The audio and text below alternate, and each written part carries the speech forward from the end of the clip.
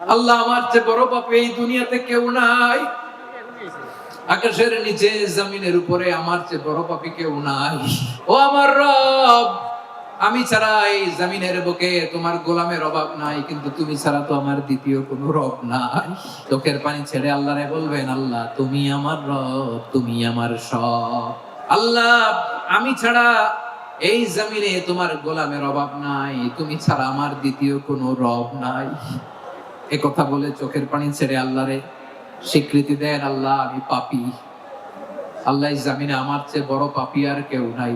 ওযু করে সিজদায় লুটিয়ে পড়ে চোখের পানি ছেড়ে আল্লাহরে পাপের স্বীকৃতি দেন, আল্লাহ এমন কোন জুলুম নাই, গুনাহ নাই আমি করি নাই, সগীরা কবিরা, জেনে না জেনে, ইচ্ছায় অনিচ্ছায়, শিরকি বেদাতি সব গুনাহ করেছি। আল্লাহ আকাশের নিচে জমিনের উপরে আমার চেয়ে বড় গুনাহগার আর কেউ নাই।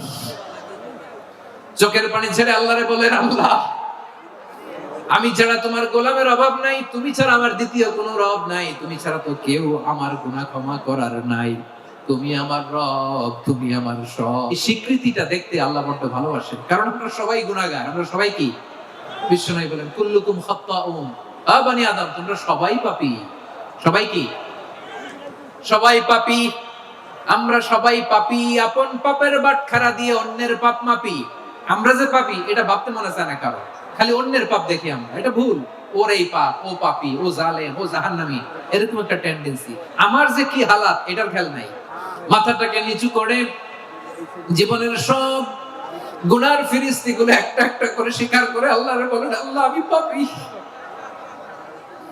আল্লাহ আমার চেয়ে বড় পাপী এই দুনিয়াতে কেউ নাই। আকাশের নিচে জমিনের উপরে আমার চেয়ে বড় পাপী কেউ নাই। একটা একটা করে আল্লাহ স্বীকার করি আমি পাপী। সব পাপের স্বীকৃতি দিলাম। পৃথিবী না জানুক আমি তো জানি, আমি কি পাপ করেছি হায়।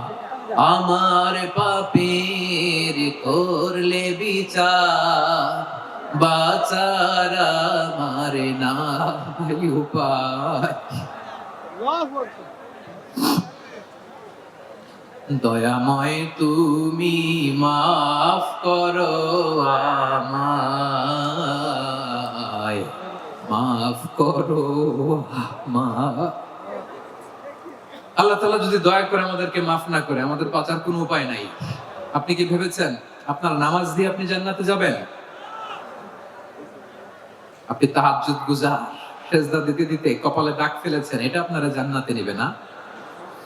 আপনি এলাকার সবচেয়ে বড় হাতেমতাই, দানশীল, এই দানের ভরসায় বসে আছেন? কশিন কালো না। আমাদের নামাজ, আমাদের রোজা, আমাদের ইবাদত, এগুলোকে মিজানের পাল্লায় উঠালে কোনো ওজনই হবে না। তবে আমাদের একটা কৌশল জানা আছে, আমরা আল্লাহর রহমতের ভিখারি। আমরা সেদিন আগেই গুনার স্বীকৃতি দিয়ে দেব।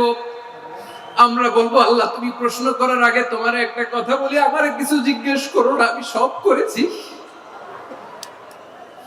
এমন কোন পাপ নাই যে পাপ আমারে দিয়ে হয় নাই। তোমার রহমত দিয়ে তুমি জান্নাতে পাঠাবা, তোমার দয়ায় জান্নাতে যেতে চাই, আমল দিয়ে না। পারবেন বলতে? কিয়ামতের দিন আমরা বলবো, আল্লাহ আমার আমল দিয়ে জান্নাত চাই না, আমি তোমার দয়া দিয়ে জান্নাত চাই। তোমার দয়া ছাড়া আমার কোনো উপায় নাই।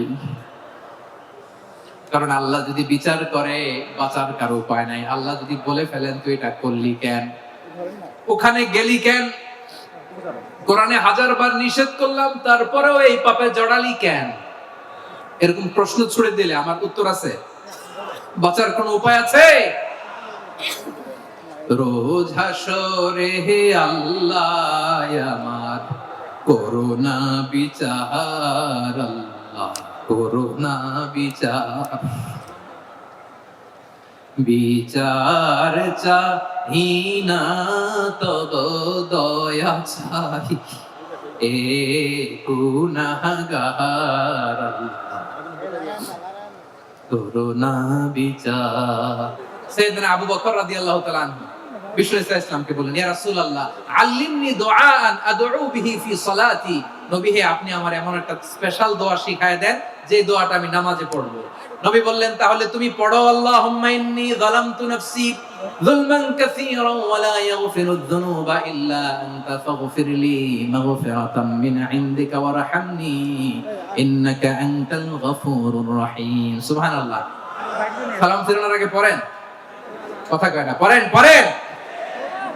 ও আবু বকর, নামাজে যদি দোয়া করতে মনে চায় এই দোয়াটা পড়বা, আল্লাহুম্মা ইন্নী যালামতু নাফসি, আল্লাহ জুলুম করেছি আমার নফসের উপর, যুলমান কাসীরা, অনেক জুলুম, ওয়া লা ইয়াগফিরুয যুনুবা ইল্লা আনতা, আপনি ছাড়া এই জুনুব, এই পাপ ক্ষমা করার দ্বিতীয় কোনো রব নাই। আছে?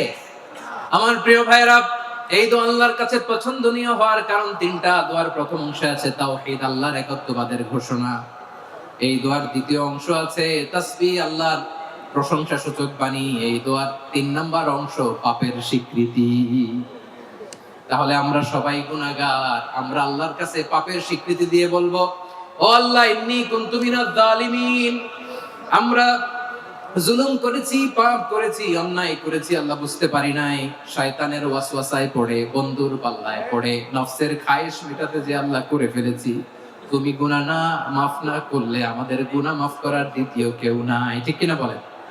এভাবে অনুতপ্ত হয়ে যদি আল্লাহর কাছে দোয়া করেন, দেয়ালে পিঠ থেকে গেছে, কোন রাস্তা নাই বের হওয়ার, ওই মুহূর্তেও আপনাকে বিপদ থেকে উদ্ধার করবে কে? বিশ্বনবী চরম বিপদে পড়লে দুটা দোয়া পড়তেন। প্রথম হলো এটা, লা ইলাহা ইল্লা আনতা সুবহানাকা ইন্নী কুনতু মিনাল জালিমিন। এই দোয়াটা আমরা বেশি বেশি পড়ব প্রিয় ভাই। রাজি আছেন? সবাই আওয়াজ করে পড়ুন ইনশাআল্লাহ। আমার প্রিয় ভাইয়েরা, বিপদে পড়লে বিশ্বনবী আরো একটা দোয়া পড়তেন, লা ইলাহা ইল্লাল্লাহুল আযীমুল হালিম, লা ইলাহা ইল্লাল্লাহু রাব্বুল আরশিল আযীম, লা ইলাহা ইল্লাল্লাহু রাব্বুস সামাওয়াতি ওয়াল আরদি ওয়া রাব্বুল আরশিল কারীম। এই যে বললাম, রেকর্ড হয়ে গেছে। এখন তো আর ইনস্ট্যান্ট মুখস্থ না হলো, পরে মুখস্থ করে নেবেন। আল্লাহ ছাড়া কোনো উপাস্য নাই, তিনি সমহান, মহা সহিষ্ণু। আল্লাহ ছাড়া কোনো উপাস্য নাই, তিনি সমহান, আরশের অধিপতি। আল্লাহ ছাড়া কোনো উপাস্য নাই, তিনি আকাশের মালিক, জমিনের মালিক, তিনি সুবিশাল আরশের অধিপতি। সুবহানাল্লাহ পড়েন। এই দোয়াটা কেউ যদি পড়ে যদি এর ওসিলা করে দোয়া করে, তাকে বিপদ থেকে মুক্তি দেয় কে? মনে থাকবে আপনাদের? তাহলে বিপদের প্রথম ধাক্কায় কি যেন পড়তে হয়? ইন্না লিল্লাহ। তারপরে কি বলে আল্লাহর কাছে নিজেকে সঁপে দিতে হয়? দেয়ালে পিঠ থেকে গেলে লা ইলাহা ইল্লা আনতা সুবহানাকা ইন্নী কুনতু মিনাজ জালিমিন। দুই নম্বর হচ্ছে লা ইলাহা ইল্লাল্লাহুল আযীমুল হালিম, লা ইলাহা ইল্লাল্লাহু রাব্বুল আরশিল আযীম, লা ইলাহা ইল্লাল্লাহু রাব্বুস সামাওয়াতি ওয়াল আরদি ওয়া রাব্বুল আরশিল কারীম। মনে থাকবে? ইনশাআল্লাহ বলেন সবাই, আওয়াজ করে সবাই ইনশাআল্লাহ। অনেক সময় এমন হয়, হঠাৎ বিপদের সম্মুখীন হই আমরা, রেডি হয়ে বের হইছে অফিসে, হঠাৎ অ্যাক্সিডেন্টে পড়ে যাই, হঠাৎ পেটের ব্যথায় অজ্ঞান, এরকম হয় না? আপনাদের হয় না? বিষ্ণু ইসলাম বলেন, আকস্মিক দুর্ঘটনার বিপদ থেকে যদি কেউ বাঁচতে চায়, সকাল সন্ধ্যা যেন প্রত্যেকে এই দোয়াটা পড়ে। সকালে যদি 3 বার পড়ে, সন্ধ্যা পর্যন্ত হঠাৎ হঠাৎ বিপদ থেকে সে রক্ষা পাবে। To be protected from sudden calamity, sudden disaster, sudden calamity, হঠাৎ বিপদ, হঠাৎ ভয়ঙ্কর কোন আকস্মিক বিপদ থেকে আল্লাহ বাঁচায় দেবে। সকালে পড়লে সন্ধ্যা পর্যন্ত প্রোটেক্টেড, সন্ধ্যাবেলায় যদি 3 বার পরে সকাল পর্যন্ত প্রোটেক্টেড। সুবহানাল্লাহ পড়ে। দোয়াটা কি? দোয়াটা হচ্ছে বিসমিল্লাহিল্লাযী লা ইয়াদুররু মা ইসমিহি শাইউন ফিল আরদি ওয়ালা ফিস সামাই ওয়া হুয়াস সামিউল আলীম। ছোট না? অনেক ছোট, মুখস্থ করবেন। বিসমিল্লাহিল্লাযী লা ইয়াদুররু মা ইসমিহি শাইউন ফিল আরদি ওয়ালা ফিস সামা। ওই আল্লাহর নাম নিচ্ছি, যে আল্লাহর নামের বরকতে আকাশ জমিনের কোনো কিছু কারো কোনো ক্ষতি সাধন করতে পারে না। তিনি সর্বশ্রোতা, সর্বজ্ঞ। সুবহানাল্লাহ পড়ে। পড়বেন এই দোয়াটা, বিসমিল্লাহিল্লাযী লা ইয়াদুররু মা ইসমিহি শাইউন ফিল আরদি ওয়ালা ফিস সামাই ওয়া হুয়াস সামিউল আলীম। ফজরের পরে 3 বার, মাগরিবের পরে 3 বার যদি কেউ পড়ে, প্রোটেক্টেড, যে কোনো হঠাৎ বিপদ থেকে প্রোটেক্টেড। প্রোটেক্ট করেন কে? ওই আল্লাহর নাম নিচ্ছি, যে আল্লাহর নামের ওসিলায় আকাশ জমিনের কোনো কিছু কোনো ক্ষতি করতে পারে না। সুবহানাল্লাহ পড়ে। সবার জীবনে টেনশন আছে না নাই? এই দুশ্চিন্তা, পেরেশানি, মারাত্মক পেরেশানি থেকে মুক্তি পাওয়ার জন্য বিষ্ণু ইসলাম দুটো দোয়া পড়তেন। কয়টা? অনেকগুলো পড়তেন। স্পেশাল দুটো দোয়া আজকে আপনাদের শিখায় দেব। পেরেশানিতে পড়লে, টেনশনে পড়লে এই দোয়াটা, প্রিয় ভাইরা, বিষ্ণু ইসলাম যখন খুব বিপদে পড়তেন, দুশ্চিন্তা ওনাকে ঘিরে ধরতো, উনি পড়তেন ইয়া হাইয়্যু ইয়া কাইয়্যুম বিরহমাতিকা আস্তাগীথ, ইয়া হাইয়্যু ইয়া কাইয়্যুম বিরহমাতিকা আস্তাগীথ, ইয়া হাইয়্যু ইয়া কাইয়্যুম, হে শাশ্বত অবিনশ্বর, হে চিরঞ্জীব, বিরহমাতিকা আস্তাগীথ, তোমার রহমতের উসিলায় তোমার কাছে ফরিয়াদ করি। এটা পড়তেন। আবার আরেক বর্ণনায় এসেছে ইয়া হাইয়্যু ইয়া কাইয়্যুম বিরহমাতিকা আস্তাগীথ আসলিহ লি শা'নি কুল্লাহু ওয়া লা তাকিলনি ইলা নাফসি তারফাতা আইন। আসলিহ লি শা'নি কুল্লাহ, আল্লাহ আমার সবকিছু আপনি সেটেল করে দেন। আমাদের সব ঝামেলা সেটেল করে দিতে পারে কে? আমরা তো সেটেলমেন্টের জন্য এসপি সাহেবের কাছে যাই, ডিসি সাহেবের কাছে যাই, অমুক ভাইয়ের কাছে যাই, তমুক ভাইয়ের কাছে যাই। এই দোয়া পড়লে আরশের উপর থেকে আপনার ম্যাটার সেটেল করে দিবে কে? তাহলে পড়বেন ইয়া হাইয়্যু, হে চিরঞ্জীব। হাইয়্যু মানে চিরঞ্জীব, যিনি চিরকাল বেঁচে থাকবেন, মরবেন না। আল্লাহ মরবেন? তার কোনো লয় আছে? ক্ষয় আছে?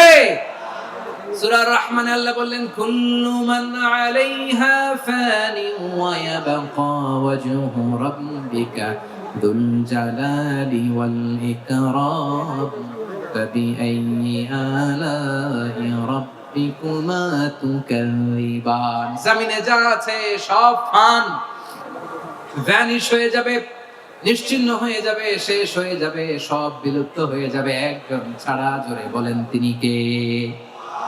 ইয়া হাইয়্যু, আমার সাথে আওয়াজ করে পড়েন ইয়া হাইয়্যু ইয়া কাইয়্যুম ইয়া হাইয়্যু ইয়া কাইয়্যুম বিরহমাতিকা আস্তাগীথ আসলিহ লি শা'নি কুল্লা ওয়া লা তাকিলনি ইলা নাফসি তারফাতা আইন।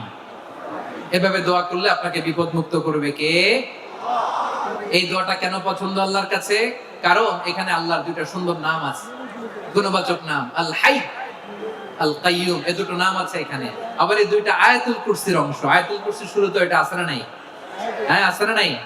3 নাম্বার কারণ এটা ইসমে আজম। কোন দোয়াটা ইসমে আজম? যে দোয়া ওসিলায় দোয়া করলে আল্লাহ দোয়া ফেরায় না। অনেকগুলো মত আছে, সবচেয়ে ভ্যালিড মত হচ্ছে এটা, ইয়া হাইয়্যু ইয়া কাইয়্যুম, এর ওসিলা দিয়ে দোয়া করলে দোয়া কবুল করে কে? 2 নম্বরে বিশ্বনবী মারাত্মক বিপদে পড়লে আরেকটা দোয়া পড়তেন, আল্লাহুম্মা ইন্নী আবদুক। আগে দোয়াটা পড়ি, শুনেন। আল্লাহুম্মা ইন্নী আবদুক ওয়া ইবনু আবদিক ওয়া ইবনু আমাতিক নাসিয়াতি বিয়াদিক মাদিন ফিয়া হুকমুক আদলুন ফিয়া কাদাউক আসআলুকা বিকুল্লি ইসমিন হুয়া লাক সাম্মাইতা বিহি নাফসাক আও আনজালতাহু ফি কিতাবিক আও আল্লামতাহু আহাদাম মিন খালকিক أو استأثرت به في علم الغيب عندك أن تجعل القرآن ربيع قلبي ونور صدري وجلاء حزني وذهاب همي। سبحان الله পড়েন। বিষ্ণু বলতেন আল্লাহুম্মা ইন্নী আবদুক, ও আল্লাহ আমি আপনার গোলাম, ওয়া ইবনু আবদিক, গোলামের ঘরের গোলাম, ওয়া ইবনু আমাতিক, বাদীর ঘরের গোলাম। মানে আল্লাহ আমি আপনার গোলাম। আমার বাবা আব্দুল্লাহ ছিল আপনার গোলাম, আমার মা আমিনা ছিল আপনার বাদী। মানে আমরা গোলাম বংশের, সব গোলাম। নিজেরে এর চেয়ে আর ছোট করে আল্লাহর কাছে উপস্থাপন করা যায় আমার ভাইরা? কথা কি বুঝতেছেন? নিজেকে এর চাইতে ছোট, নগণ্য আর তুচ্ছ করে আল্লাহর সাথে প্রেজেন্ট করা যায়? বিশ্বনবী বললেন, ও আল্লাহ আমি আপনার গোলাম, গোলামের ঘরের গোলাম, দাসীর ঘরের গোলাম, নাসিয়াতি বিয়াদিক, আমার মাথার চুলের ছুটি আপনার হাতের মুঠোয়। আপনি ডানে টান দিলে আমি ডানে যেতে বাধ্য, আপনি বাঁয়ে টান দিলে বাঁয়ে যেতে বাধ্য। বিশ্বনবী বললেন, আল্লাহ আমার মাথার চুলের ঝুঁটি আপনার হাতের মুঠোয়। আচ্ছা, এইভাবে কাকে ধরা হয়? যে খুব ছোট, ঠিক কিনা? নিজেকে কত ছোট করলেন বিশ্বনবী। ও আল্লাহ আমার মাথার চুলের ঝুঁটি আপনার হাতের মুঠোয়, আপনি ডানে টানলে আমি ডানে যাব, বাঁয়ে টানলে বাঁয়ে যাব। আল্লাহ আসআলুকা বিকুল্লি ইসমিন হুয়া লাক নাসিয়াতি বিয়াদিক মাদিন ফিয়া হুকমুক, আপনার নির্দেশ আমার উপর কার্যকর হবেই হবে। আদলুন ফিয়া কাদাউক, আপনার ফয়সালা, যেই ফয়সালাই আপনি আমার জন্য করেন এটাই ইনসাফ। সুবহানাল্লাহ বলেন। আমরা আল্লাহর ফয়সালায় সন্তুষ্ট হতে চাই না। কত কমপ্লেইন, আল্লাহ তুমি এটা দিলা না, ওইটা পাইলাম না, ওইটা হইল না রে, এরকম অভিযোগ, কমপ্লেইন আমাদের আছে না নাই? আর বিশ্বনবী বলতেন আদলুন ফিয়া কাদাউ, আল্লাহ আমার জন্য তোমার যেটা ফয়সালা এটাই সবচেয়ে শ্রেষ্ঠ ইনসাফ, এর চেয়ে ইনসাফ আর হতে পারে। এভাবে কায়েম মনোবাক্যে আল্লাহর কাছে বিশ্বনবী দোয়া করতেন। এরপরে বিশ্বনবী বলেন, আল্লাহ তোমার যত নাম আছে সব নামের ওসিলায় দোয়া করি, যে নাম তুমি আমাদেরকে জানিয়েছো, যে নাম তুমি আমাদেরকে জানাও নাই, যে নাম তুমি কোরআনে নাজিল করেছো, যে নাম নাজিল করো নাই, যে নাম শুধু নবীদেরকে জানিয়েছো। আর আল্লাহর এমন কিছু চমৎকার চমৎকার সুন্দর সুন্দর নাম আছে, এই নামগুলো রব্বুল আলামিন কাউকে জানাবে না। সুবহানাল্লাহ বলেন। আমরা তো 99 নাম জানি, 100 নাম জানি আল্লাহ, কিন্তু আল্লাহর এমনও কিছু নাম আছে যেগুলো আল্লাহ বিষ্ণু নবীরও জানায়নি। এগুলো আল্লাহ ইলমুল গায়বে রেখে দিয়েছেন। দোয়ার সময় বলবেন, আল্লাহ তোমার যেই নামগুলো জানি, যেগুলো জানি না, যেগুলো কোরআনে আছে, যেগুলো নাই, যেগুলো নবীরে খাস ভাবে জানাইছো ওগুলোর উসিলায়, যেগুলো কোনোদিন জানাবাও না তোমার ওই নামের উসিলাও তোমার কাছে চাই। আল্লাহ কোরআনকে আমার হৃদয়ের বসন্ত বানাও, আমার বক্ষের জ্যোতি বানাও, আমার চিন্তা দুশ্চিন্তা তুমি দূর করে দাও। বিশ্বনবী বললেন, এই কালিমাগুলো, এই বাক্যগুলো পড়ে যদি কেউ আল্লাহর কাছে ফরিয়াদ করে, তার হৃদয় থেকে দুশ্চিন্তা কাটিয়ে দিবে কে? পড়বেন, এই দোয়াগুলো পড়বেন। আচ্ছা, সবশেষে বলি, ঋণের বোঝায় যারা জর্জরিত, বিষ্ণু ইসলাম চমৎকার একটা দোয়া শিখিয়েছেন। আমাদের অনেকে ঋণের বোঝায় জর্জরিত, আছে না নাই? এদিকে কেউ আছেন? থাকলে হাত তোলার দরকার নেই, থাকলে এই দোয়াটা পড়বেন। এক সাহাবীর নাম আবু উমামা, নামাজের ওয়াক্ত ছাড়া উনি মসজিদে যেয়ে বসে আছে। বিষ্ণু বললেন, কিরে আবু উমামা, নামাজের তো ওয়াক্ত হয় না, মসজিদে কি? সাহাবী বলে, হুমুমুন লাজিমাতনি ওয়া দুয়ুন, নবী গো, ঋণের বোঝায় এমন টেনশনে আছি, ঘরে থাকতে পারলাম না, মসজিদে চলে আসছে। বিষ্ণু বলেন, আমি কি তোমার এমন একটা দোয়া শিখাবো যেটা পড়লে আল্লাহ তাআলা তোমার ঋণের বোঝা হালকা করে দিবে? আবু উমামা বললেন, ইয়া রাসূলুল্লাহ, অবশ্যই শিখাবেন। বিষ্ণু বললেন, তাহলে তুমি পড়বা, আল্লাহুম্মা ইন্নী আউযু বিকা মিনাল হাম্মি ওয়াল হাযান ওয়া আউযু বিকা মিনাল জুবনি ওয়াল বুখল ওয়া আউযু বিকা মিন গালাবাতিদ দাইনি ওয়া কাহরির রিজাল। ও আল্লাহ, তোমার কাছ থেকে দুশ্চিন্তা থেকে পানাহ চাই, কৃপণতা, ভীরুতা, অলসতা, কার্পণ্যতা, এই সব কিছু থেকে, মানুষের কঠোরতা, আমার উপর মানুষের আধিপত্য এবং ঋণের বোঝা থেকে পানাহ চাই। এই দোয়াটা যখন বিষ্ণু শিখাই দিলেন, আবু উমামা বারবার এই দোয়া করেন, আল্লাহুম্মা ইন্নী আউযু বিকা মিনাল হাম্মি ওয়াল হাযান ওয়া আউযু বিকা মিনাল আজজি ওয়াল কাসাল ওয়া আউযু বিকা মিনাল জুবনি ওয়াল বুখল ওয়া আউযু বিকা মিন গালাবাতিদ দাইনি ওয়া কাহরির রিজাল। আবু উমামা বলে, এই দোয়া আমি পড়তে লাগলাম আর পড়তে লাগলাম, কিছুদিন পরে দেখা গেল বিষ্ণু নবীর শেখানো এই দোয়ার বদৌলতে আল্লাহ তাআলা আমার সব ঋণ পরিশোধের ব্যবস্থা করে দিয়েছেন। পড়েন সুবহানাল্লাহ। বিশ্বনবীর জামাতা সাইয়েদনা আলী রাদিয়াল্লাহু তাআলা আনহুর কাছে এক লোক এসে বলে, হে আলী, ঋণের বোঝায় আমি জর্জরিত, আমার কিছু অর্থ দিয়ে সাহায্য করুন। সাইয়েদনা আলী রাদিয়াল্লাহু তাআলা আনহু বললেন, আমি কি তোমারে এমন একটা দোয়া শিখাবো যেটা বিশ্বনবী আমাদের শিখিয়েছেন? এই দোয়া যদি তুমি পড়ো, লাউ কানা আলাইকা মিসলু জাবালিন কাবীরিন দাইনান আদাল্লাহু আনকা, পাহাড় পরিমাণ যদি ঋণের বোঝা হয়, আল্লাহ এটা পরিশোধের ব্যবস্থা করে দিবেন। ছোট্ট একটা দোয়া বিশ্বনবী শিখালেন, বললেন, তুমি পড়বা, আল্লাহুম্মা কফিনি বিহালালিকা আন হারামিকা ওয়া আগনিনি বিফাদলিকা আম্মান সিওয়াক। মুখস্থ আছে? হ্যাঁ, আছে। আল্লাহুম্মা কফিনি বিহালালিকা আন হারামিক, আল্লাহ তোমার হালাল দিয়ে আমাকে পরিতুষ্ট করো, হারাম থেকে বাঁচিয়ে রাখো, আর তোমার অনুগ্রহে মানুষের মুখাপেক্ষী যেন আমি না হই, আমি যেন সবসময় তোমার মুখাপেক্ষী হই, ওই তৌফিক দিও। সুবহানাল্লাহ পড়েন। এই দোয়া বেশি বেশি পড়লে ঋণের বোঝা হালকা করে দিবে কে? তাহলে প্রিয় ভাইয়েরা, বিপদে পড়লেই প্রথমে কি করবেন? পটুয়াখালী ভুইলা গেছে, বিপদে পড়লেই প্রথমে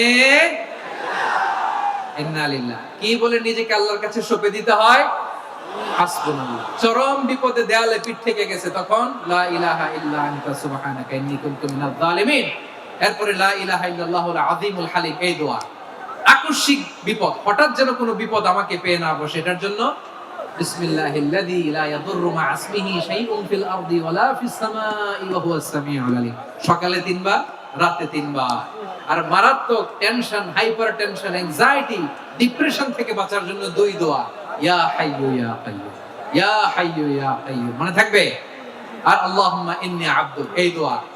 ঋণ থেকে বাঁচার জন্য 2 দোয়া, আল্লাহুম্মা ইন্নী আউযু বিকা মিনাল হাম্মি ওয়াল হাযান, এটা। আর আল্লাহুম্মা কফিনি বিহালালিকা আন হারামিকা ওয়া আগনিনি বিফাদলিকা আম্মান সিওয়াক। আর সব সময় পড়ার জন্য একটা আমল দিয়ে যাই, উঠতে বসতে, অফিসে যাচ্ছেন, অফিস থেকে ফিরতেছেন, বসে আছেন, শুয়ে আছেন, ছোট্ট এক শব্দে আমরা যেন বেশি বেশি পড়ি আস্তাগফিরুল্লাহ। আওয়াজ করে আমার সাথে পড়ুন আস্তাগফিরুল্লাহ। আবার পড়ুন আস্তাগফিরুল্লাহ। আল্লাহ রাসূল সাল্লাল্লাহু আলাইহি ওয়াসাল্লাম বলেন, মান লাজিমাল ইস্তিগফার, যে সব সময় এরকম ইস্তিগফারের সাথে লেগে থাকে, জাআলাল্লাহু লাহু মিন কুল্লি দীকিন মাখরাজা, আল্লাহ তাআলা তাকে কোনো বিপদে আটকান না, সে জীবনে আটকাবে না, যে কোনো বিপদে আল্লাহ তার রাস্তা বের করে দিবেন। Way out, you will get a way out and solution. সুবহানাল্লাহ। ওয়া মিন কুল্লি হাম্মিন ফারাজা, দুশ্চিন্তা মুক্ত হবে। ওয়া ইয়ারযুকহু মিন হাইসু লা ইয়াহতাসিব, এমন জায়গা থেকে আল্লাহ রিজিকের বন্দোবস্ত করবে যেটা সে কল্পনাও করে নাই। আওয়াজ করে পড়েন সুবহানাল্লাহ। এটা গেল নিজের বিপদ। কিসের বিপদ?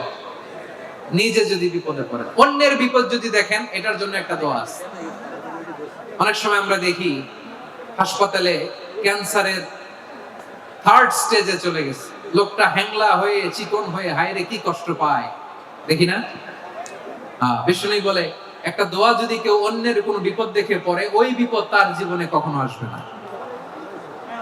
শুনবেন? শোনার আগ্রহ আছে? অনেক সময় হয় যে আমরা মহাসড়ক দিয়ে যখন চড়ি, দুর্ঘটনায়, আইরে আল্লাহ, দুর্ঘটনায় মানুষের মাথা একদিকে, দেহ আরেকদিকে, ব্লিডিং, এরকম হয় না? আল্লাহ তুমি হেফাজত করো। বিশ্বনবী বলেন, এই দুর্ঘটনা দেখে কেউ যদি এই দোয়াটা পড়ে, তার জীবনে সে কোনোদিন এরকম অ্যাক্সিডেন্টের সম্মুখীন হবে না। শুনবেন? বিশ্বনবী বলেন, অন্যের বিপদ দেখে কেউ যদি পড়ে, আলহামদুলিল্লাহিল্লাযী আফানি মিম্মা বাতালাকা বিহি ওয়া ফাদ্দালানি আলা কাসীরিন মিম্মান খালাকা তাফদীলা, মানে প্রশংসা সে আল্লাহর, যে আল্লাহ তাআলা তোমাকে যেই জিনিস দিয়ে পরীক্ষা করেছে, আমাকে ওইটা থেকে বাঁচিয়ে দিয়েছে। তোমাকে আল্লাহ যেই বিপদে ফেলেছে, আমাকে ওই বিপদ থেকে তিনি মুক্ত রেখেছে, আর তার অনেক সৃষ্টির উপর আমাকে তিনি প্রাধান্য দিয়েছে। সুবহানাল্লাহ পড়েন। যে কোনো বিপদ, কারণ ক্যান্সার দেখে যদি এই দোয়াটা আপনি বিশ্বাসের সাথে পড়েন, জীবনে কোনোদিন ক্যান্সার রোগে আক্রান্ত হবেন না। দুর্ঘটনা দেখে যদি পড়েন, ওই দুর্ঘটনা আপনাকে স্পর্শ করবে না। যে কোনো কারো বিপদ দেখে যদি কোনো বিশ্বাসী বান্দা এই দোয়া পড়ে, বিশ্বনবী বলেন, লাম ইউসিবহু যালিকাল বালা, ওই বিপদ তাকে আর ধরবে না। রুফিয়া মিনহু মিন যালিকাল বালা কাইনাম মা কান, সে যতদিন হায়াত পাবে কোনোদিন ওই বিপদ তাকে স্পর্শ করবে। এই কথাই রব্বুল আলামিন বলেন, ওয়া ইয়ামসাসকাল্লাহু বিদুররিন ফালা কাশিফা লাহু ইল্লা হু ওয়া ইয়ুরিদকা বিখাইরিন ফালা রাদ্দা লিফাদলি ইউসিবু বিহি মান ইয়াশাউ মিন ইবাদিহি ওয়া হুয়াল গফুরুর রহিম। আল্লাহু আকবার। আল্লাহ বললেন, ওয়া ইয়ামসাসকাল্লাহু বিদুররিন ফালা কাশিফা লাহু ইল্লা হু, আল্লাহ যদি তোমাকে কোনো বিপদ স্পর্শ করায়, আল্লাহ যদি তোমারে কোনো বিপদে ফেলে দেয়, ওই বিপদ থেকে উদ্ধার করার তিনি ছাড়া আর কেউ নাই। জোরে বলেন ঠিক কিনা? তিনি যদি কোনো বিপদে ফেলেন, তিনি ছাড়া বিপদ থেকে উদ্ধার করার কেউ নাই। আর তিনি যদি তোমার প্রতি কোনো অনুগ্রহ করতে চান, ওই অনুগ্রহ ঠেকিয়ে দেওয়ার ক্ষমতাও কারো নাই। আল্লাহ যদি আপনার সফলতা দিতে চায়, পৃথিবীর কোন শক্তি ওই সফলতাকে থামাতে পারে? এজন্য আল্লাহ বললেন, খবরদার, চিন্তার আকীদা খালিস করে নাও। ওয়া ইয়ামসাসকাল্লাহু বিদুররিন ফালা কাশিফা লাহু ইল্লা হু, আল্লাহ বিপদে ফেললে বিপদ থেকে উদ্ধার করার কেউ থাকে না। আর আল্লাহ যদি তোমার প্রতি দয়া দেখাতে চান, অনুগ্রহ করতে চান, ওই অনুগ্রহকে প্রতিরোধ করার মতো ক্ষমতা কারো নাই। তিনি তার বান্দাদের মধ্য থেকে যাকে ইচ্ছা তাকে দেন, যত ইচ্ছা তত দেন। তিনি ক্ষমাশীল, তিনি মেহেরবান। সুবহানাল্লাহ। তিনি ক্ষমাশীল, তিনি মেহেরবান। তাহলে এই আয়াত থেকে আমরা বুঝতে পারলাম, আমরা যদি বিপদে পড়ি, আমাদেরকে কেউ বাঁচাতে পারে না। আমার বাবা আমারে বাঁচাতে পারে? হ্যাঁ? আমার মা আমাকে বাঁচাতে পারে? আমার বন্ধু আমারে বাঁচাতে পারে? আমার দলের কর্মী আমাকে বাঁচাতে পারে? আমার পীর সাহেব আমারে বাঁচাতে পারে। আমার পটুয়াখালীর ভাইয়েরা খেয়াল রাখবেন, বাঁচাতে পারে এক মহান সত্তা, উদ্ধার করতে পারে এক মহান সত্তা। চিৎকার করে বলুন, তিনি কে? আবার আল্লাহ বললেন, আম্মান ইউজিবুল মুত্তাররা ইযা দাআহু ওয়া ইয়াকশিফুস সুআ ওয়া ইয়াজআলুকুম খুলাফাআল আরদ আইলাহুম মা'আল্লাহ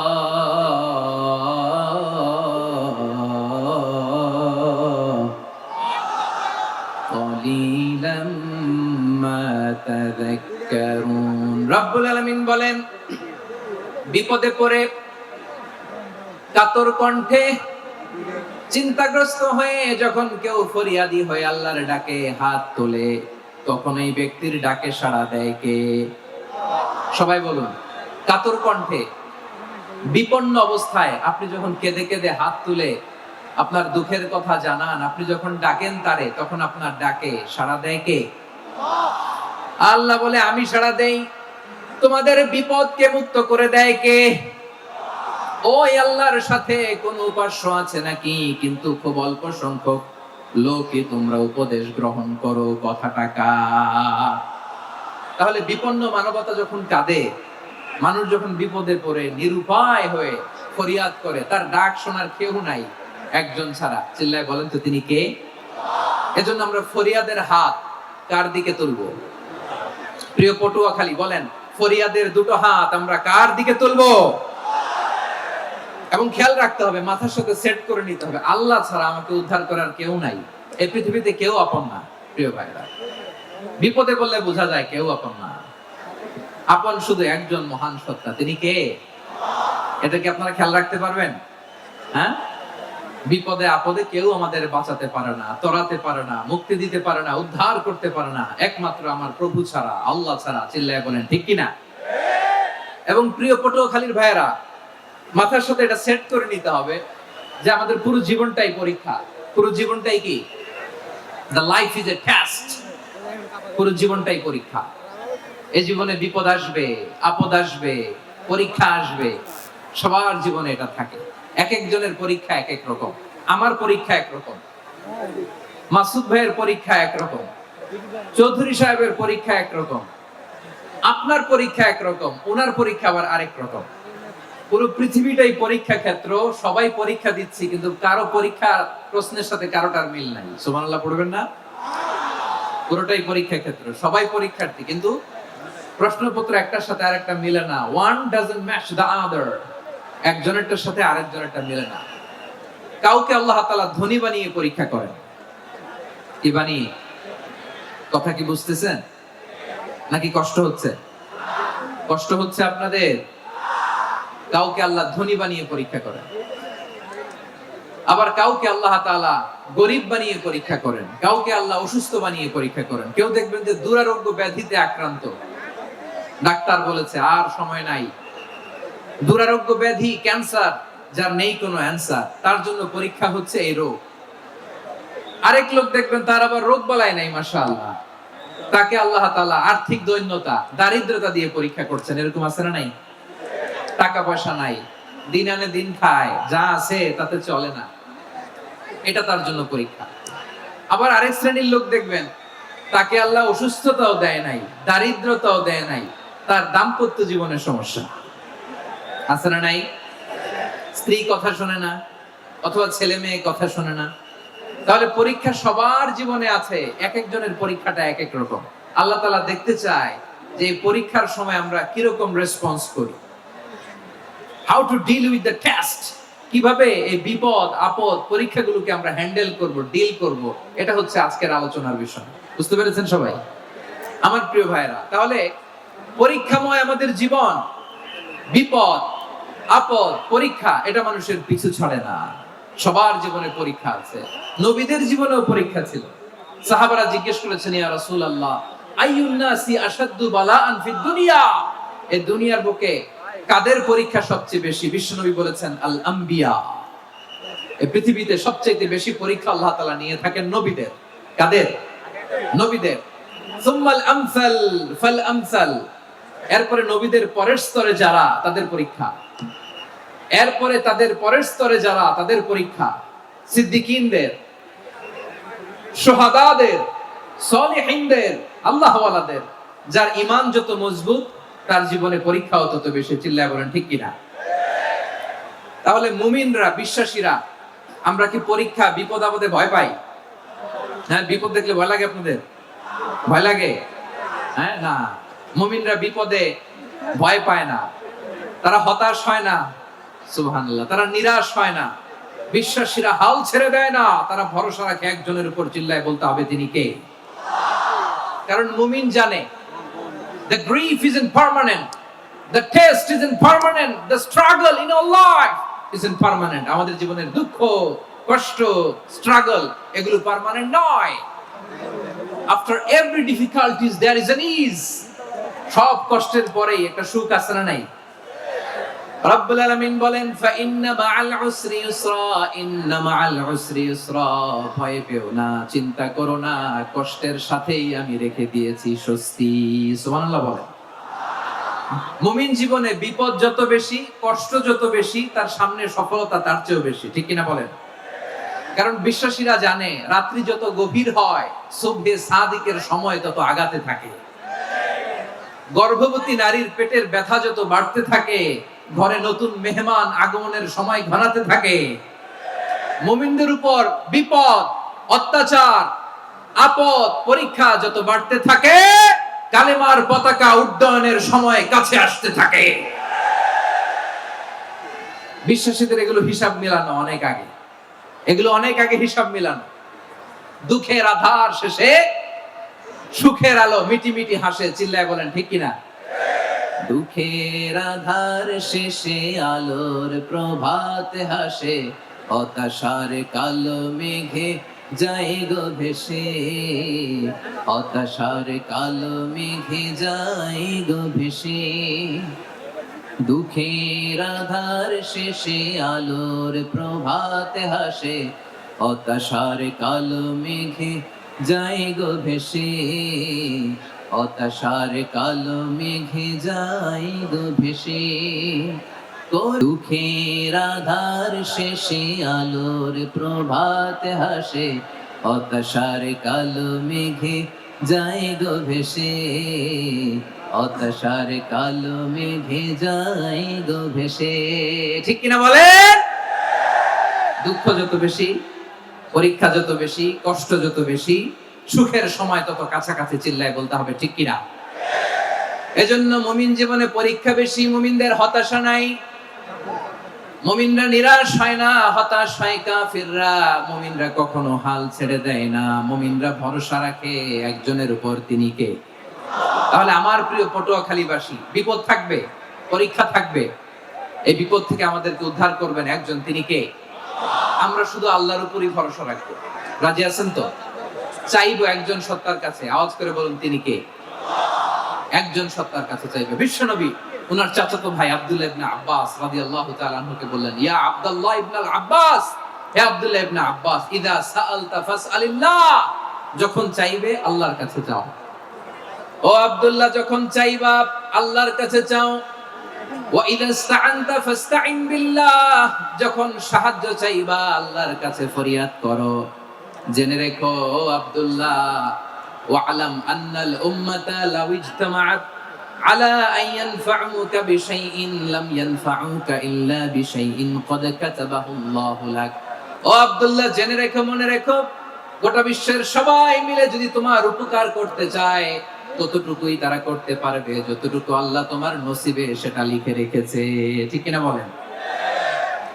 আর যদি গোটা বিশ্বের সবাই মিলে তোমার বিরুদ্ধে কনস্পাইরেসি করে, ষড়যন্ত্র করে, গোটা বিশ্বের সবাই মিলেও যদি তোমার ক্ষতি করতে চায়, ততটুকুই শুধু পারবে যেটা আল্লাহ তোমার জন্য বরাদ্দ রেখেছে। যতটুকু আল্লাহ তাআলা তোমার জন্য বরাদ্দ রেখেছে ততটুকুই ক্ষতি করতে পারবে, আর এক চুল বেশিও করতে পারবে না, কমও করতে পারবে না। চিল্লায় বলেন ঠিক কিনা? এজন্য আমরা চাইবো কার কাছে? সবাই বলেন নাই, আওয়াজ করে বলেন কার কাছে?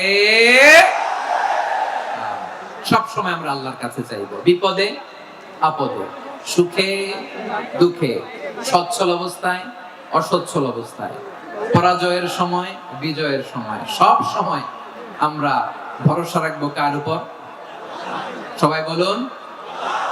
একদল লোক আছে যারা বিপদে পড়লে আল্লাহরে ডাকে, আছে না নাই? পটুয়াখালীতে মাশাআল্লাহ নাই। বিপদ আসলে আল্লাহরে ডাকে, বিপদ নাই আল্লাহও নাই।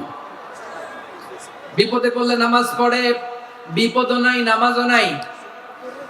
বিপদে পড়লে জিকির করে, বিপদ যখন চলে যায় ওদের জিকিরও বন্ধ হয়ে যায়। এরকম আছে না নাই? কিছু লোক দেখবেন পরীক্ষা আসলে নামাজ পড়ে, আছে আছে। জেনজি আওয়াজ করো, এরকম আছে? এই কমন পড়ে গেছে, কমন পড়ছে। দেখবেন পরীক্ষার সময় নামাজ পড়ে, পরীক্ষাও নাই নামাজও আছে। এরকম কিছু লোক আছে অসুস্থ হলে আল্লাহরে বড্ড ভালোবাসে, আল্লাহরে খুব ডাকে। অসুস্থ হইলে, অসুস্থতাও নাই, আল্লাহ স্মরণও নাই। দেখবেন কিছু লোক নির্বাচন আসলে খুব আল্লাহওয়ালা হয়ে যায়। তখন দেখবেন মাথার মধ্যে হেজাব লাগায়, পাঞ্জাবি লাগায়, আল্লাহওয়ালা হয়ে যায়। নির্বাচনও নাই, এরপরে আল্লাহর কথাও নাই। আছে না নাই? না, এরকম হওয়া যাবে না। সব সময় আমরা আল্লাহরে ডাকবো, বিপদে আপদে সব সময় ভরসা রাখবো আমরা একজনের উপর। আওয়াজ করে বলেন, তিনি কে? এক কথায় আল্লাহ তাআলা আমাদের চোখে আঙ্গুল দিয়ে জানিয়ে দিলেন, ফাইদা রাকিবু ফিল ফুলকি দা'আউল্লাহা মুখলিসিনা লাহুদ্দিন ফালাম্মা নাজ্জাহুম ইলাল বাররি ইযা হুম ইউশরিকুন।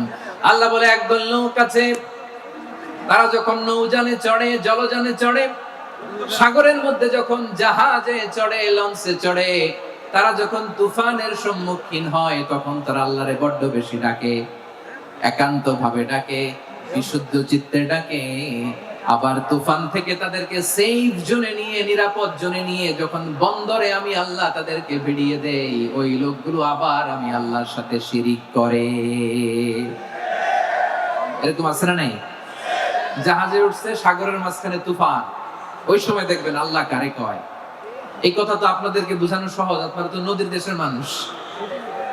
লঞ্চে চড়েন নাই কারা কারা? দেখি, লঞ্চে চড়ছেন? হ্যাঁ, লঞ্চে চড়ে নাই এরকম একজনও নাই এখানে। আচ্ছা, লঞ্চে উঠছেন কে কে? দেখি। মাশাআল্লাহ মাশাআল্লাহ মাশাআল্লাহ, ঠিক আছে, আপনাদের বোঝানো সহজ। আচ্ছা, লঞ্চে উঠে তুফানের সম্মুখীন হয়েছেন, জলোচ্ছ্বাস, সবাই? মাশাআল্লাহ। এই ওয়াজ তো আপনাদের মুখস্থ, ঠিক কিনা বলেন? আমার বলার দরকার নেই, বলেন। মাঝ নদী, তুফান, জলোচ্ছ্বাস, জলের মধ্যে উচ্ছ্বাস, ঢেউ, টর্নেডো, সাইক্লোন, মেঘের ঘনঘটা, পরিবেশ ঘুটঘুটে অন্ধকার, লঞ্চ একবার এদিকে আরেকবার ওইদিকে, ভিতরে কি অবস্থা হয় বলেন তো? হ্যাঁ, তখন মুসলিম আল্লাহর ডাকে, হিন্দু আল্লাহর ডাকে, ঠিক কিনা বলেন? আস্তিক আল্লাহর ডাকে, নাস্তিক আল্লাহর ডাকে, ঠিক কিনা? লঞ্চের ভেতর, স্টিমারের ভেতর কান্নারে রোল পড়ে যায়, চিৎকারের রোল পড়ে যায়, সবার মুখ দিয়ে শুধু একটা আওয়াজ, লা ইলাহা লা ইলাহা লা ইলাহা সুবহানাল্লাহ আলহামদুলিল্লাহ লা ইলাহা। আল্লাহ নামের জিকির করবে যারা, আল্লাহর কাছে প্রিয় তারা, আল্লাহর কাছে প্রিয় যারা, জান্নাতে প্রবেশ করবে তারা। জোরে লা ইলাহা লা ইলাহা ইল্লাল্লাহ লা ইলাহা ইল্লাল্লাহ মুহাম্মাদুর রাসূলুল্লাহ সাল্লাল্লাহু আলাইহি ওয়াসাল্লাম। আমার প্রিয় পটুয়াখালীবাসী, তাহলে লঞ্চের ভেতরে যখন আমরা তুফানের মধ্যে পড়ি, তখন সবাই মিলে আমরা একটা নামের জিকির করি। নামটা কার? মুসলমানেরাও ডাকে, হিন্দুরাও ডাকে, আস্তিকও ডাকে, নাস্তিকও ডাকে, সবাই ডাকে একজনকে, তিনি কে? আবার দেখবেন ওই আল্লাহ তুফানের পরে, ঝড়ের পরে ওই লঞ্চটাকে যখন সদর ঘাটে ফিরিয়ে দেয়, আবার আমরা নাফরমানি শুরু করে দেই। সে কোথায় আল্লাহ বললেন, ফাইদা রাকিবু ফিল ফুলকি দা'আল্লাহ মুখলিসিনা লাহুদ্দিন ফালাম্মা নাজ্জাহুম ইলাল বাররি ইযা হুম ইউশরিকুন। সাগরে যখন তুফানে পড়ে আমি আল্লাহর ডাকে, আবার আমি আল্লাহ যখন বাঁচিয়ে দেই, আবার আমি আল্লাহর সাথে শিরিক শুরু করে, আমরা কি এরকম হতে চাই নাকি? এরকম করবেন? হ্যাঁ না, আমরা তুফানে পড়লেও আল্লাহরে ডাকি, আবার বাঁচায় দেওয়ার পরেও ডাকি কারে? আল্লাহকে ডাকি। বিমানের মধ্যে মাঝে মাঝে দেখবেন যে এয়ার টার্বুলেন্স হয়, জানেন? এয়ার টার্বুলেন্স জানেন তো? মাঝে মাঝে বিমানটা বাউন্সিং করে, বাম্পি, ভেরি বাম্পি ওয়েদার। শুনেন নাই? 40,000 ফিট উপরে যখন থাকে, তখন পাইলট মাঝে মাঝে বলে, dear passengers, ladies and gentleman, right now we are flying 40,000 feet above the ground and we are passing very air turbulence, very heavy air turbulence right now. Please fasten your seat belt. দেখবেন মাঝে মাঝে বলে যে, ভদ্র মহিলা, ভদ্র মহোদয়গণ, আমরা 40,000 ফিট উপর দিয়ে যাচ্ছি আর এয়ার টার্বুলেন্স ফেস করছি, মেহেরবানি করে আল্লাহর হস্তে সিট বেল্ট বাঁধুন। তখন বিমানটা এরকম বাউন্সিং করে, শেকিং করে। আপনারা মুখোমুখি হয়েছেন? ইদানিং এই এয়ার টার্বুলেন্স বেড়ে গিয়েছে। গত বছর আমার ইন্টারন্যাশনাল অনেকগুলো ফ্লাইট ছিল, তো আমি দেখলাম যে আগের ফ্লাইটগুলোর তুলনায় এখন এয়ার টার্বুলেন্স খুব বেশি। আমি একটু রিসার্চ করে দেখলাম, ক্লাইমেট চেঞ্জের কারণে, জলবায়ু পরিবর্তনের কারণে আকাশের বাতাসের মুভমেন্টে পরিবর্তন হয়েছে, ফলে এখন বিমান শেকিং করে বেশি, বাউন্সিং, বাম্পি ওয়েদার। তো বলেন তো, 40,000 ফিট উপরে যখন আপনি, কয় হাজার ফিট? সবাই বলুন, কয় হাজার ফিট? 40,000 ফিট উপরে যখন আপনি, তখন যখন বিমানটা এরকম বাউন্সিং করে, সবাই যখন ভমিটিং করে বিমান নষ্ট করে দেয়, বমি করে, তখন বাঁচানোর কে আছে আল্লাহ ছাড়া? কেউ আছে? ওই মুহূর্তেও সবাই মিলে একজনের ডাকে আওয়াজ করে বলেন, তিনি কে? মাঝে মাঝে কিছু সোশ্যাল মিডিয়ায় কিছু ভিডিও পাওয়া যায় যে হেভি যখন এয়ার টার্বুলেন্স হয়, 10 সেকেন্ড 15 সেকেন্ডের কিছু ভিডিও পাওয়া যায়, বিমানটা এরকম বাউন্সিং করছে, বাম্পি ওয়েদার, কাঁপছে, মানুষগুলো বমি করছে, অক্সিজেন মাস্কগুলো সব ঝুলে পড়েছে, বিমানটা শুধু কাঁপছে। তখন দেখবেন বিমানের ভেতরেও এরকম লঞ্চের মতো চিৎকার আছে না নাই? বিমানের ভেতরেও তখন চিৎকার। গত বছর হিথ্রো এয়ারপোর্ট থেকে সিঙ্গাপুর এয়ারলাইন্সের একটা ফ্লাইট, হিথ্রো টু চাঙ্গি, একটা ফ্লাইটে এমন বেশি এয়ার টার্বুলেন্সের শিকার হয়েছিল ওই এয়ারক্রাফটটা, 33 জন যাত্রী সেখানে আহত হয়েছে, একজন যাত্রী নিহত হয়েছে। কেবিন ক্রুজ, এয়ার হোস্টেস যারা আছে, একজনের নাক ফেটে, চোখ ফেটে, কপাল ফেটে, ব্লিডিং হয়ে শয়লা। প্রিয় ভাইরা, 40,000 ফিট উপরে বিমানটা যখন কাঁপবে, তখন আমাদেরকে আল্লাহ ছাড়া আর কেউ বাঁচানোর আছে? এত আস্তে বললে হবে? ওই কঠিন মুহূর্তে আমার বাবা আমারে বাঁচাতে পারে, আমার বন্ধু আমারে বাঁচাতে পারে। এই গ্রাউন্ডে, জমিনের বুকে আমার প্রোটোকল, আমার ক্ষমতা, আমার দাম্ভিকতা, কোনো কিছু আমারে বাঁচাতে পারে একজন ছাড়া। চিল্লায় বলতে হবে, তিনি কে? সে আল্লাহ বললেন, গোলাম, আমি বিপদের সময় ঠিকই তোমাদের বাঁচিয়ে দেই। ওই বিমানের ভেতরে 40,000 ফিট উপরে যখন তোমরা এয়ার টার্বুলেন্সের শিকার হও, তখন নাস্তিকও আল্লাহরে ডাকে, হিন্দু আল্লাহরে ডাকে। জোরে বলেন, ঠিক কিনা? আবার বিমানটা যখন শান্ত হয়ে যায়, একটু পরেই বিমানের স্ক্রিনের মধ্যে হিন্দি সিনেমা খোঁজে। বিমানের স্ক্রিনে কিন্তু বিশাল ওখানে আফলাম ফিল্মের একেবারে বুঝাই করা। বিমানটা শান্ত হলে আবার হিন্দি সিনেমা দেখা শুরু করে। একটু আগেই ডাকছিল কারে? দেখবেন বাংলাদেশে আমাদের ক্রিকেটাররা যখন অন্য কোনো দেশের সাথে খেলে, অনেক সময় এমন হয়, বল বাকি একটা, রান দরকার 6টা। বল বাকি কয়টা? পটুয়াখালী বোঝে নাই বোধহয়। বল বাকি কয়টা? রান দরকার। আপনি দেখবেন ক্যামেরাম্যান তখন গ্যালারিতে খালি দেখায় দর্শকদের যে কি অস্থিরতা, হিপ হপ স্টাইলের মেয়েটা, যে মেয়েটার ওড়না এতক্ষণ ছিল গলায়, এতক্ষণ কই ছিল, ওই মেয়েটা দেখবেন ওড়নাটা টেনে মাথায় দিয়ে এরকম মুনাজাত ধরতেছে, আল্লাহ আল্লাহ, একটা সক্কা, আল্লাহ আল্লাহ, আমার লাল সবুজের পতাকারে তুমি অপমানিত কইরো না আল্লাহ, ইন্ডিয়ার সাথে আমাদের খেলা আল্লাহ আল্লাহ, একটা সক্কা, একটা একটা।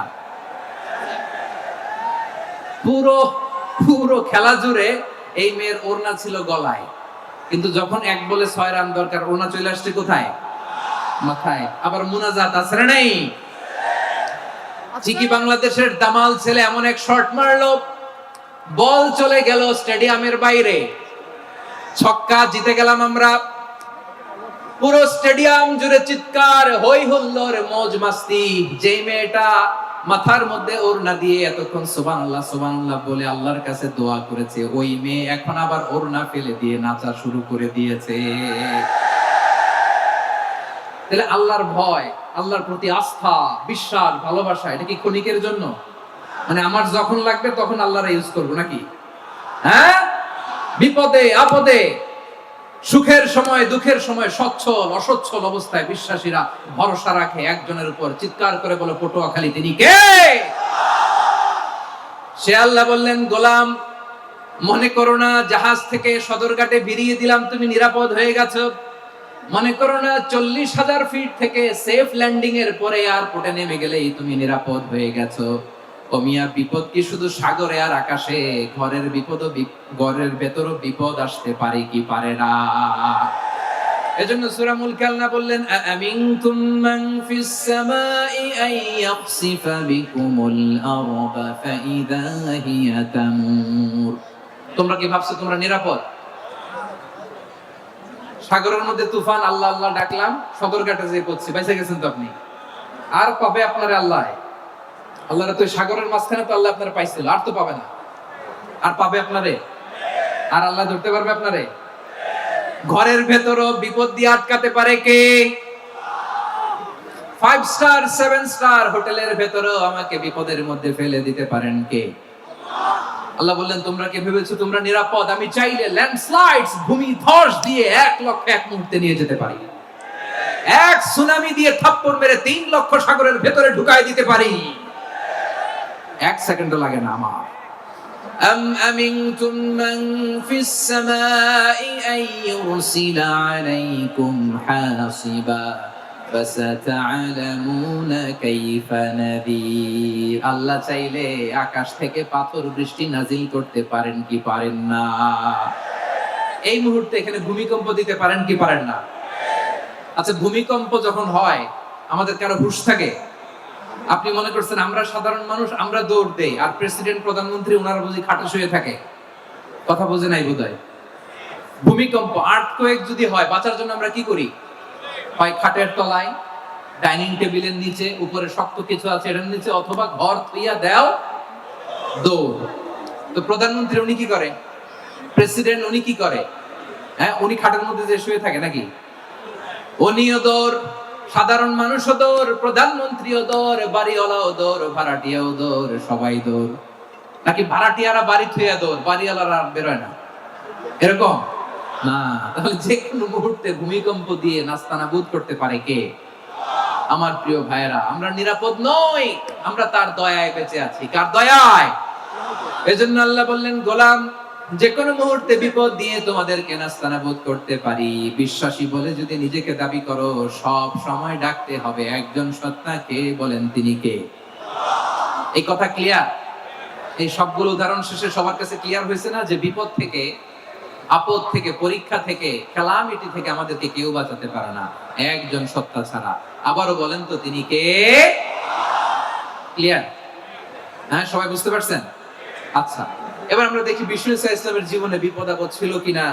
উনি বিপদ আসলে কিভাবে ডিল করতেন, বিপদ আসলে কোন দোয়া পড়তে হয়, কিভাবে ফরিয়াদের হাত উত্তোলন করতে হয়, কিভাবে রবের দরবারে নতজানু হয়ে ফরিয়াদ করতে হয়, এটা জানার দরকার আছে না নাই? আসলে আমরা বিষ্ণুনবীর জীবনী থেকে দেখি বিপদ আসলে উনি কি করতেন। বিপদ আসলেই প্রথমে বিষ্ণু ইসলাম একটা দোয়া পড়তেন। কি পড়তেন? তিনি পড়তেন, ইন্না লিল্লাহি ওয়া ইন্না ইলাইহি রাজিউন, নিশ্চয় আমরা আল্লাহর জন্য, নিশ্চয় আমরা কার দিকে ফিরবো ভাই? আবার কার দিকে ফিরবো? আওয়াজ করে বলুন তো, আমরা এসেছি কার কাছ থেকে, আবারও ফিরে যাব কার কাছে? এজন্য বিষ্ণুই পড়ছেন ইন্না লিল্লাহি ওয়া ইন্না ইলাইহি রাজিউন, নিশ্চয় আল্লাহর জন্য, ওই আল্লাহর দিকেই আমরা ফিরে যাব। তারপরে বিষ্ণুই পড়তেন আল্লাহুম্মা আজুরনি ফি মুসিবাতি ওয়াখলুফ লি খায়রাম মিনহা। একসাথে প্রথমে পড়তেন ইন্না লিল্লাহি ওয়া ইন্না ইলাইহি রাজিউন, তারপর পড়তেন আল্লাহুম্মা আজুরনি ফি মুসিবাতি ওয়াখলুফ লি খায়রাম মিনহা, মানে আল্লাহ, এই যে আমি বিপদে ধৈর্য ধারণ করলাম, এটার সব তুমি আমারে দাও, আর যেটা হারালাম এর চেয়ে ভালো কিছু দিয়ে মেকআপ করে দিও, ভালো কিছু দিয়ে বদল করে দিও। সুবহানাল্লাহ পড়েন। তাহলে বিপদ আসলে আমরা কি পড়ব? কথা বলেন। এই যে আমি শুয়েছিলাম, নাশিদ গাচ্ছিল ওরা, এদেশে পরস্পরে দেখা হলে দেয় সালাম, এদেশে আমজনতার হৃদয় জুড়ে পাকালাম, এদেশে বিপদ এলে সর্বজনে সর্বক্ষণে দোয়া পড়ে ইন্না লিল্লাহি, কি পড়ে? সুবহানাল্লাহ সুবহানাল্লাহ সুবহানাল্লাহ সুবহানাল্লাহ। এদেশে আজান শুনে সূর্য ওঠে শহর গ্রামে, এদেশে আজান শুনে সূর্য ডুবে সন্ধ্যা নামে, এদেশে সকল কাজে সবাই বলে বিসমিল্লাহ, এদেশে ভালো কিছু দেখে শুনে হাসি মুখে সবাই বলে মাশা আল্লাহ। সুবহানাল্লাহ পড়ে। তাহলে বিপদ এলে আমরা কি পড়ি? কথা বুঝলে সবাই উত্তর দিতে হবে, বিপদ এলে কি পড়ি? তাহলে বিপদ এলেই আমরা এখন থেকে ইন্না লিল্লাহ পড়বো, নাকি হাই হুতাশ করবেন? একদল আছে হাই হুতাশ করে, হায় আল্লাহ রে মোর কি হইল রে, মই কি হরমু রে, মই কমবে জামু রে, আছে না নাই? এরকম বিলাপ করতে নিষেধ করেছেন বিশ্বনবী। কি করব, কই যাব, কি হবে, হায় হায়, এরকম হাহুতাশ আছে না নাই? বিশ্বাসীরা হাহুতাশ করে না, তারা ইন্না লিল্লাহ পড়ে। কি পড়ে মনে থাকবে? আমরা পড়বো ইন্না লিল্লাহি ওয়া ইন্না ইলাইহি রাজিউন, নিশ্চয়ই আমরা আল্লাহর জন্য, আমরা আল্লাহর দিকেই ফিরে যাব। এরপর পড়বো আল্লাহুম্মা আজুরনি ফি মুসিবাতি ওয়াখলুফ লি খায়রাম মিনহা, আল্লাহ আমি যে বিপদে ধৈর্য ধারণ করলাম এটার সওয়াব দিও, আর যা হারালাম তার চেয়ে ভালো কিছু দিয়ে বদল করে দিও। সুবহানাল্লাহ পড়েন। বিশ্বনবীর হাদিস শুনলেন উম্মে সালামা রাদিয়াল্লাহু তাআলা আনহা, ওনার স্বামী হলো আবু সালামা। মজার ঘটনা খেয়াল করে শুনেন আমার প্রিয় কলিজার টুকরা ভাইয়েরা, কানগুলো খরগোশের কানের মতো খাড়া করে আমার দিকে তাকান। সাইয়্যিদাতুনা উম্মে সালামা রাদিয়াল্লাহু তাআলা আনহা, ওনার স্বামীর নাম আবু সালামা। শ্রেষ্ঠ দম্পতি, শ্রেষ্ঠ ফ্যামিলি। প্রথমে হিজরত করেছিলেন হাবাশায়, পরে হিজরত করেছেন মদিনায়। উহুদ যুদ্ধের পরে ওনার স্বামী আবু সালামা ইন্তেকাল করলো, শহীদ হলো। সুবহানাল্লাহ পড়েন। যখন আবু সালামা ইন্তেকাল করলো, উম্মে সালামা রাদিয়াল্লাহু তাআলা আনহা কেঁদে কেঁদে হয়রান। আর নবীর শিখানো বাণী অনুযায়ী তিনি বারবার পড়ছিলেন ইন্না লিল্লাহ। কি পড়ছিলেন? মুই কই যামু, কি হরমু, এগুলো বলেনি। কি বলছে? ইন্না লিল্লাহ। যেহেতু বিশ্বনবী বলেছেন কেউ যদি বিপদের প্রথম ধাক্কায় পড়ে ইন্না লিল্লাহি ওয়া ইন্না ইলাইহি রাজিউন, আল্লাহুম্মা আজুরনি ফি মুসিবাতি ওয়াখলুফ লি খায়রাম মিনহা, তাহলে এই বিপদে যে সে যা হারালো তার চেয়ে শ্রেষ্ঠ কিছু দিয়ে আল্লাহ তার বদল দিয়ে দিবে। এই হাদিস শুনে উম্মে সালামা রাদিয়াল্লাহু তাআলা আনহা, ওনার প্রাণ প্রিয় স্বামী আবু সালামার ইন্তেকালের পরে চোখের পানি ছাড়ে আর পড়ে ইন্না লিল্লাহি ওয়া ইন্না ইলাইহি রাজিউন, আল্লাহুম্মা আজুরনি ফি মুসিবাতি ওয়াখলুফ লি খায়রাম মিনহা। বারবার এই দোয়া পড়ে চোখের পানি ছাড়ে, এই দোয়া পড়ে চোখের পানি ছাড়ে, আর মনে মনে বলে আবু সালামার মতো ভালো মানুষ মদিনাতে নাই, আবু সালামার চেয়েও ভালো মানুষ মদিনাতে নাই, তার চেয়ে ভালো মানুষ কি করে আল্লাহ তাআলা আমারে দিবে, তার চেয়ে ভালো মানুষ তো আমি মদিনাতে দেখি না। চোখের পানি দিয়ে বুক ভাসায় আর নবীর হাদিসের উপর আমল করে পড়ে ইন্না লিল্লাহি ওয়া ইন্না ইলাইহি রাজিউন, ইন্না লিল্লাহি ওয়া ইন্না ইলাইহি রাজিউন। পড়তে পড়তে চোখের পানি ছাড়ে আর চিন্তা করে বিশ্বনবী বললেন এই দোয়া পড়লে যেটা হারালাম তার চেয়ে ভালো কিছু দিয়ে আল্লাহ পুরস্কার দেয়।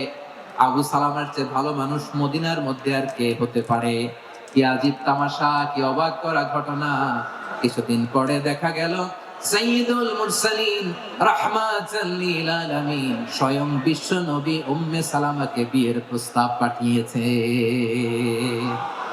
স্বয়ং বিশ্ব নবী উম্মে সালামা রাদিয়াল্লাহু তাআলা আনহাকে বিয়ের প্রস্তাব পাঠিয়েছেন। উনি রাজি হয়ে গেলেন, বিয়ে হয়ে গেল, উনি হয়ে গেলেন উম্মুল মুমিনিন, আমাদের মা, পুরো মুসলিম উম্মার মা। চিৎকার করে বলেন আল্লাহু আকবার। তাহলে আমার প্রাণপ্রিয় ভাইরা, বিপদে পড়লে আমরা পড়বো ইন্না লিল্লাহি ওয়া ইন্না ইলাইহি রাজিউন, আল্লাহুম্মা আজুরনি ফি মুসিবাতি ওয়াখলুফ লি খায়রাম মিনহা। পড়বেন? পড়বেন না? যারা যারা বিপদ আসলে এই দোয়াটা পড়বেন এখন থেকে আওয়াজ করে ইনশাআল্লাহ বলেন। যা হারাইছেন তার চেয়ে শ্রেষ্ঠ জিনিস দিয়ে বদলা দিবে কে? বিশ্বাস হয়? একটু সন্দেহ লাগে মনে হয়, একটু সন্দেহ সন্দেহ আছে? যাদের বিশ্বাস হবে তাদেরকে আল্লাহ উত্তম বদলা দিবে, ঠিক কিনা বলেন? তাহলে বিপদে পড়লেই প্রথমে আমরা এটা করব। দোয়াগুলো যদি এখন মুখস্থ না হয়, এই যে রেকর্ডিং হচ্ছে, পেয়ে যাবেন, কালকেই পেয়ে যাবেন। শুনে শুনে মুখস্থ করবেন। আমার মায়েরা, আমার বোনেরা, আপনাদের জন্য 3টি মাঠের অ্যারেঞ্জমেন্ট করা হয়েছে, আমি জানি। আপনারা এই দোয়াগুলো পড়বেন, আপনার স্বামীকে শেখাবেন, সন্তানকে শেখাবেন, আপনার পুরো পরিবারটাকে জান্নাতের টুকরো বানিয়ে দিবে কে? তাহলে বিপদ আসলে প্রথমে কি পড়তে হবে এটা জেনে গেলাম। এরপরে বিপদ আসলে নিজেকে কি করে আল্লাহর কাছে সঁপে দিতে হয় এটাও জানার দরকার আছে না নাই?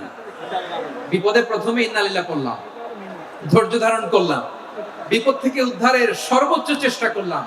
আমার কাজ যখন শেষ, তখন আমি আমার এই বিষয়টা আল্লাহর কাছে সঁপে দিব। কার কাছে সুপর্দ করব? কার কাছে? বিপদে বললে কেমন করে নিজেকে আল্লাহর কাছে সঁপে দিতে হয়, আসুন সাইয়েদনা ইব্রাহিম আলাইহিস সালামের জীবনী থেকে জানি। আল্লাহর খলিল ইব্রাহিম আলাইহিস সালাম আমাদের মতো সমাজ ব্যবস্থা পায় নাই। আমরা জন্মের পরে আমাদের কানের ভেতরে আজান দিয়েছে কে? একামত দিয়েছে কে? আমাদের বাপ দাদারা আমাদের কানে আজান দিয়েছে কি? দেয় নাই। আমাদের জন্মের পরেই তো আজান, একামত, বাড়ির পাশে মসজিদ, প্রতিদিন আজান, জুমার খুতবা, প্রতি মাসে মাসে তাফসীরুল কোরআন মাহফিল, মসজিদ, মিনারা, অভাব নাই, ঠিক কিনা বলেন? আপনি যে সুন্দর ইসলামিক এনভায়রনমেন্ট পেয়েছেন, আমাদের ইব্রাহিম খলিল, উনিও কি এরকম পেয়েছিলেন? হ্যাঁ, উনি জন্মের পর পরে ওনার কানে আজান দিয়েছে কেউ? আমার প্রিয় ভাইরা, আগা গোড়া একটা শিরকি পরিবেশ উনি জন্মগ্রহণ করেছেন। উনি ছাড়া ওই তল্লাটে একজনও আল্লাহর উপর বিশ্বাসী নাই। কল্পনা করতে পারেন? গোটা তল্লাটে, গোটা দেশে বিশ্বাসী মুমিন, আল্লাহর উপর বিশ্বাস স্থাপনকারী কয়জন? সবাই বলেন কয়জন? বাকি সব মুশরিক। বাকি সব মুশরিক নিজের সাথে নিজে শক্ত বোঝাপড়া করে, অ্যানালজি করে, সেলফ কনভারসেশন করে উনি মহা সত্যের সন্ধান পেয়েছে। উনি আকাশের তারা দেখে ভাবে মনে হয় এটাই আমার খোদা। পরে দেখে তারা নাই, মনে মনে বলে না তাইলে এটা না। আবার চাঁদ দেখে বলে চাঁদটা বড় মায়া লাগে, মনে হয় এটাই আমার রব। পরে দেখে চাঁদও নাই, কয় না এটা না। এরপরে দ্বীপ প্রহরের জলজলে সূর্যটা খা খা করে গোটা পৃথিবীটারে রৌদ্র দিয়ে তাতিয়ে রাখে। তিনি ভাবলেন মনে হয় এটাই আমার রব, কারণ এটাই তো সবচেয়ে বড়। কিন্তু বিকেল বেলা ওই সূর্যটাও যখন চলে যায়, সাইয়েদনা ইব্রাহিম বলে না এটাও তো নাই। আমার খোদা যদি আমারে ছেড়ে চলে যায়, বিপদে পড়লে আমারে উদ্ধার করবে কে? এভাবে নিজের সাথে অ্যানালজি, সেলফ কনভারসেশন করতে করতে করতে তিনি মহা সত্যের সন্ধান পেয়েছেন। সুবহানাল্লাহ পড়েন। সব শেষে তিনি ডিসিশন নিয়ে ঘোষণা দিলেন, ইন্নী ওয়াজ্জাহাতু ওয়াজহিয়া লিল্লাযী ফাতারাস সামাওয়াতি ওয়াল আরদা হানিফান ওয়া মা আনা মিনাল মুশরিকিন। নিশ্চয় আমি এমন সত্তার দিকে মনোনিবেশ করলাম, মুখাপেক্ষী হলাম, যিনি আকাশ বানিয়েছেন, জমিন বানিয়েছেন, আমি মুশরিক নই। সুবহানাল্লাহ। পারতেন, আপনি পারতেন? কেউ নাই, লক্ষ লক্ষ মুশরিক, আপনি একা। ওনার মতো এরকম বিচক্ষণতা দিয়ে আল্লাহরে খুঁজে পাইতে পারতেন আপনি? কি নবী ছিল, আল্লাহকে খুঁজে পেয়েছে। যখন আল্লাহর ইবাদত শুরু করলো, এই কথা ছড়ায় পড়লো চারদিকে। নমরুদ সাইয়েদনা ইব্রাহিমকে ডেকে পাঠালেন। নমরুদ বলে, ইব্রাহিম তুমি নাকি মূর্তির পূজা না করে কোন নতুন রবের ইবাদত করো, কে তোমার রব? সাইয়েদনা ইব্রাহিম বললেন, রব্বি আল্লাযী ইউহয়ী ওয়া ইউমীত, আমি এমন রবের ইবাদত করি যিনি জীবন দেন, যিনি মৃত্যু দেন। নমরুদ বলে, তাই নাকি? তোমার রব জীবন দেয়, মৃত্যু দেয়, আর এটা তো আমি দেই। আমিও তো জীবন দেই, আমিও তো মৃত্যু দেই। সাইয়েদনা ইব্রাহিম বললেন, কেমন করে তুমি জীবন দাও মৃত্যু দাও একটু দেখাও তো। নমরুদ জেলখানা থেকে দুজন কয়েদিকে ডেকে আনলো, কয়েদি এনে অর্ডার করলো, একটাকে এখনই শিরোচ্ছেদ, হেড অফ, ডেথ পেনাল্টি, মৃত্যুদণ্ড দেয়া হলো, ফিনকি দিয়ে রক্ত বের হলো। নমরুদ বলে, দেখো দুজনকে ধরে আনলাম, একজন কয়েদিকে দিলাম ডেথ পেনাল্টি, মৃত্যুদণ্ড, ওরে মৃত্যু দিলাম, আরেকজন যে দাঁড়িয়ে আছে চাইলে ওরেও আমি মৃত্যুদণ্ড দিতে পারি, কিন্তু না, ওরে আমি দিব না, ওরে আমি বাঁচায়া দিলাম, ছেড়ে দিলাম, মানে জীবন দিলাম। দেখো ইব্রাহিম, তোমার চোখের সামনে একজনের মৃত্যু দিলাম, আরেকজনের জীবন দিলাম। আপাত দৃষ্টিতে তাই তো, একজনের তো জীবন দিল, আরেকজনের মৃত্যু দিল। সাইয়েদনা ইব্রাহিম এবার বিপাকে পড়ে গেলেন, কিন্তু এক একজন নবীকে আল্লাহ এমন উইজডম বিচক্ষণতা দিয়ে এই জমিনে পাঠিয়েছেন, মুহূর্তের মধ্যে আল্লাহর খলিল ইব্রাহিম বললেন, فإن الله يأتي بالشمس من المشرق فأت بها من المغرب فبهت الذي كفر। আল্লাহর খলিল ইব্রাহিম বললেন, নমরুদ বুঝলাম তুমি জীবন দাও মৃত্যু দাও দেখলাম, কিন্তু আমার রব, আমার আল্লাহ প্রতিদিন সকালবেলা উষা লগ্নে ওই পূর্ব দিগন্ত থেকে সূর্যটাকে উদিত করেন, সাঁঝের বেলা, বিকেল বেলা, কুথুরি লগ্নে, সন্ধ্যা বেলা ওই দ্বিপ্রহরের জল জলে সূর্যটাকে পশ্চিম দিগন্তে ডুবিয়ে দেন। মানে সকালবেলা পূর্ব দিক থেকে উদিত করা সূর্যটাকে পশ্চিম দিকে বিকেলে তিনি ডুবিয়ে দেন। তুমি যদি পারো ওই সূর্যটাকে পশ্চিম দিক থেকে উদিত করে পূর্ব দিকে ডুবিয়ে দাও। সুবহানাল্লাহ পড়বেন না? দেখেন, ইনস্ট্যান্ট ইন্টেলেক্ট, মুহূর্তে বিচক্ষণতা, উইজডম কাকে বলে? নমরুদ পারবে? নমরুদের বাপ পারবে? ওর দাদা, ওর 14 গোষ্ঠী, গোটা বিশ্বের সব ক্ষমতাধর রাষ্ট্রনায়করা একসাথে হলে পারবে? বা বহিতাল্লাযী কাফার পারে নাই, ব্যর্থ হয়েছে। এবার তেলে বেগুনে জ্বলে উঠেছে, রেগে মেগে আগুন বলে, ফালকুহু ফিল জাহিম। ওর সাথে তর্ক নাই, না পেরে এবার এটারে আগুনে ফেলা। বিশাল বিশাল গাছ কেটে লাকড়ি এনে আগুনের কুণ্ডলি বানানো হলো, দাও দাও দাও দাও করে আগুন জ্বলে। আল্লাহর খলিল ইব্রাহিমকে আগুনে নিক্ষেপ করা হবে। আল্লাহর খলিল সাইয়েদনা ইব্রাহিমের হাতের মধ্যে রশি দিয়ে টাইট করে বাঁধা হলো, পায়ের মধ্যেও টাইট করে রশি দিয়ে বাঁধা হলো। আল্লাহর খলিল ইব্রাহিমকে আগুনের কুণ্ডলির মধ্যে ফেলা হবে। ওমিয়া, আপনি যে বিপদের কারণে ভয় পান, হতাশ হন, এটা কোন বিপদ ওনার বিপদের সামনে? পটুয়াখালী আওয়াজ করে বলুন, সাইয়েদনা খলিল ইব্রাহিমের বিপদের সামনে আমাদের বিপদগুলো কোনো বিপদ? এটা কোনো বিপদই না, এটা কোনো বিপদই না। হাত পা বেঁধে টাইট করে নিক্ষেপ করা হবে, সিম্পলি ফেলা যাবে না, কারণ দাও দাও করে দ্য ব্লেজিং ফায়ার, এমন আগুনের কুণ্ডলি কাছে যাওয়া যায় না, আগুনের উত্তাপে নিক্ষেপ করা হবে। হাতে রশি বেঁধে, পায়ে রশি বেঁধে আল্লাহর খলিল ইব্রাহিম আলাইহিস সালামকে আগুনের মধ্যে নিক্ষেপ করা হবে। আহা, এটার বলে অগ্নি পরীক্ষা। উনি অগ্নি পরীক্ষার সম্মুখীন হয়েছেন, এজন্য কঠিন পরীক্ষাকে আমরা অগ্নি পরীক্ষার সাথে তুলনা করি, ঠিক কিনা?